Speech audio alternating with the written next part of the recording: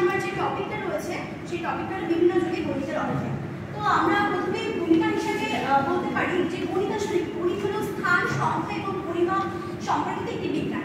আমাদের সেই প্রাচীন যুগ থেকে যদি আমরা বর্তমান যুগ পর্যন্ত দেখি তাহলে আমরা দেখতে পারবো যে যে কটি আবিষ্কার এখনো পর্যন্ত হয়েছে প্রত্যেকটির সাথে গণিত কিন্তু ওতপ্রোতভাবে জড়িত রয়েছে। গণিত ছাড়া কিন্তু কোনো রকম আবিষ্কার, যন্ত্রাদি কোনো কিছুই সম্ভব হয় না।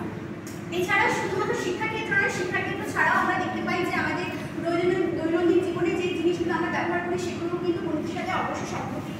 এবং আমরা দেখেছি যে বিভিন্ন রকম গণিতবিদ্যা বা বিজ্ঞানীরা তারা তাদের যে মানসিক চিন্তাধারা সেগুলো অন্যান্য বিজ্ঞানী বা গণিতবিদদের সাথে আদান প্রদান করেন। যে ভাষাটি ব্যবহার করি সেই ভাষাটি হলো গণিতের ভাষা। এই জন্য গণিতকে কিন্তু আমরা বিজ্ঞানের ভাষা হিসাবে বলতে পারি।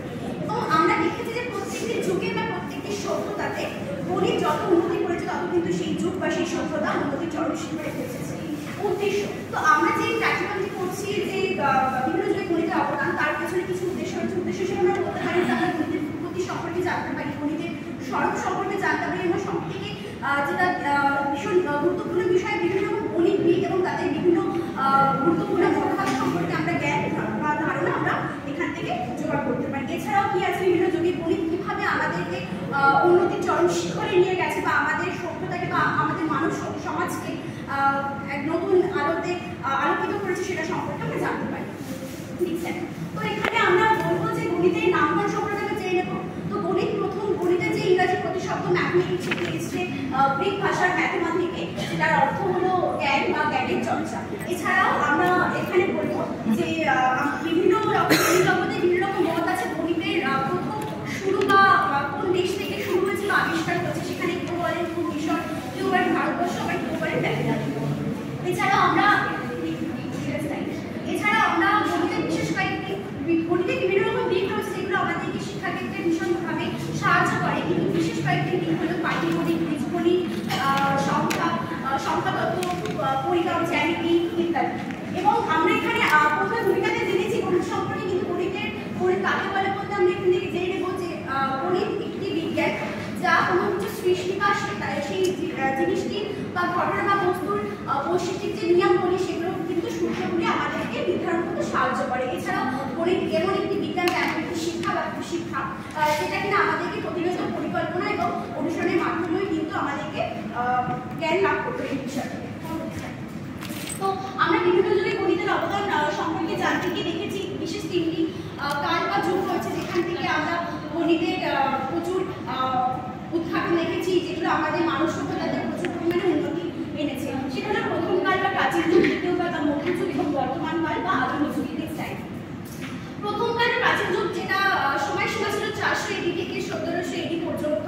এই সময় কি হয়েছিল, বেশি জ্যামিতিভিত্তিক গণিতের কিন্তু প্রচন্ড পরিমাণে উন্নতি ঘটেছিল। এই সময় বিশেষ কয়েকজন বিখ্যাত গণিতজ্ঞের নাম যদি আমরা বলি তাহলে আমরা বলতে পারবো Leonardo da Vinci, Pythagoras, Archimedes প্রমুখ। এই সময় আর্কিমিডিস কিন্তু গণিতকে প্রচন্ড পরিমাণে জনপ্রিয় করে তোলেন। কিসের মাধ্যমে? বৃত্তের যে ব্যাস এবং ব্যাসার্ধের অনুপাত আবিষ্কার করেছিলেন। এছাড়াও আমরা দেখতে পাই যেটা রয়েছে পাইয়ের মান আমরা সকলে জানি 22/7 বা 3.129, সেটি আবিষ্কার করা হয়েছিল। এবং এই সময় যে সমস্ত গণিতজ্ঞ বা শিক্ষাবিদ ছিলেন তারা গণিতকে একটি বর্ণমালাতে প্রকাশ করেন যেটা ছিল VXACG। এবং দ্বিতীয় কাল বা মধ্যযুগ যেটা ছিল 1700 AD থেকে বর্তমান সময় পর্যন্ত।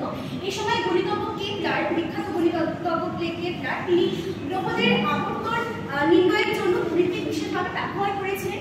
এছাড়াও গণিতজ্ঞ পাস্কাল গণিতকে কাজে লাগিয়ে সম্ভাবনার সূত্র পর্যন্ত আবিষ্কার করেছিলেন।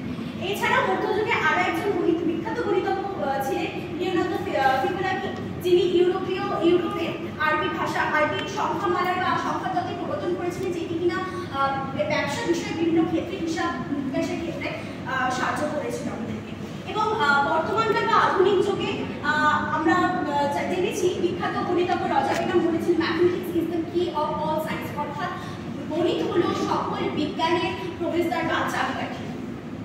এছাড়াও আমাদের রজার বেকহাম ছাড়াও আমরা বর্তমান যুগের বিশেষ কয়েকজন গণিতজ্ঞের নাম আমরা জানতে পারি। লিওনার্দো অয়লার, তার বিখ্যাত যে থিওরি ছিল সেটা ছিল ডিফারেনশিয়াল ক্যালকুলাস। এছাড়া যিনি বার আউট করেছেন থিওরি অফ অরবিটস ছিল তার। এছাড়াও শ্রীনিবাস রামানুজ, যার কথা না বললেই নয়, তিনি কি আবিষ্কার করেছেন 1729টি দুটি সংখ্যার বর্গের